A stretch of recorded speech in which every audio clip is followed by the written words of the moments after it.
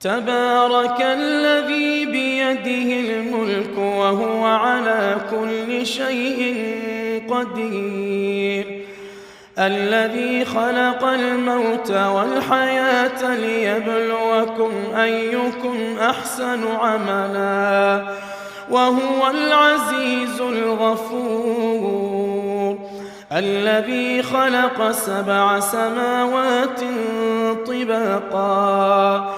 ما ترى في خلق الرحمن من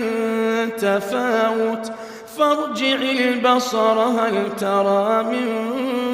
فطور ثم ارجع البصر كرتين ينقلب إليك البصر خاسئا وهو حسير ولقد زينا السماء الدنيا